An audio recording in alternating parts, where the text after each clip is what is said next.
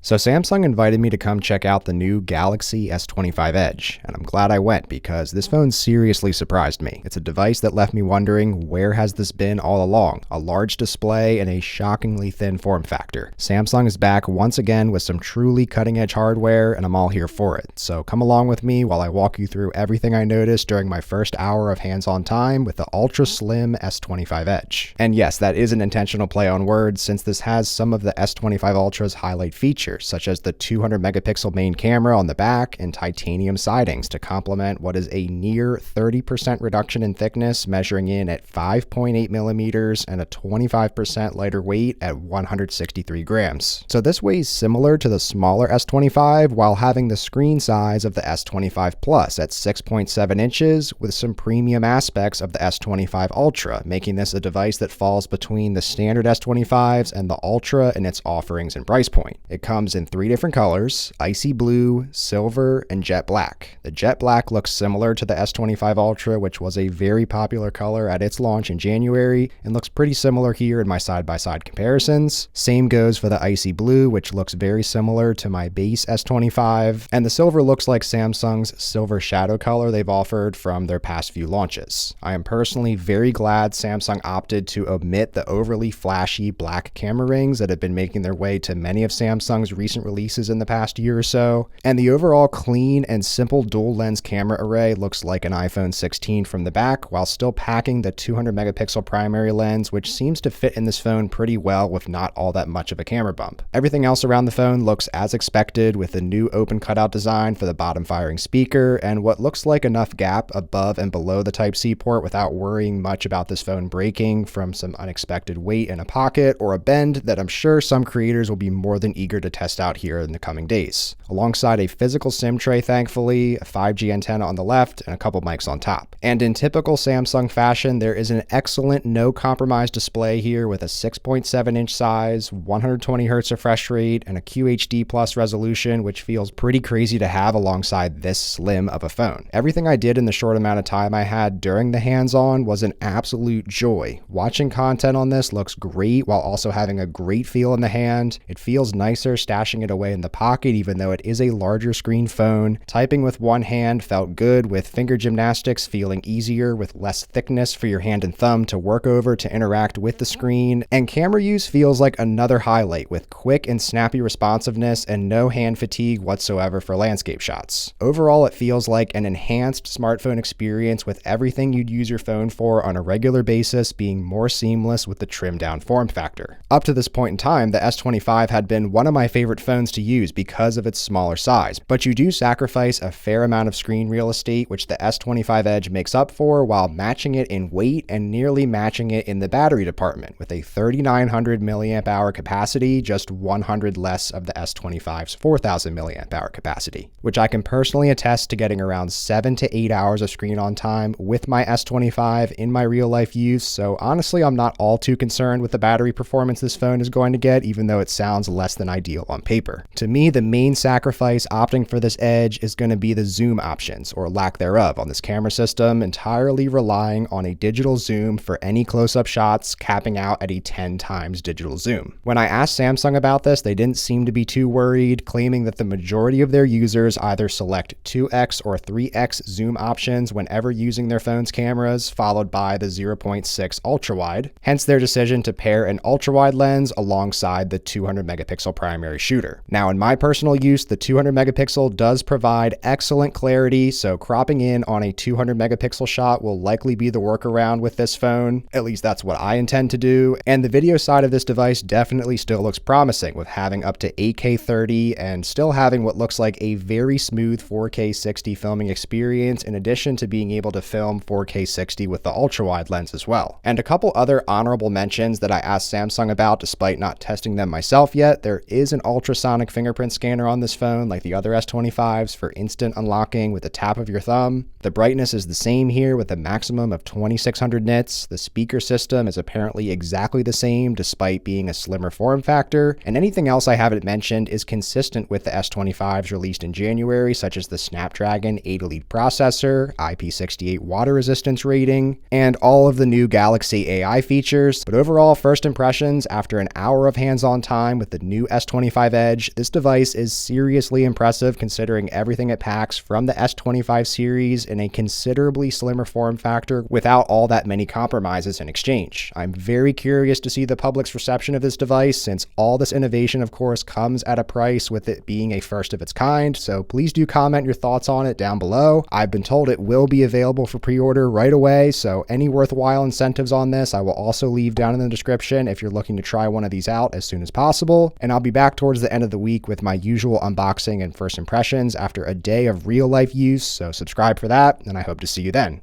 Take care.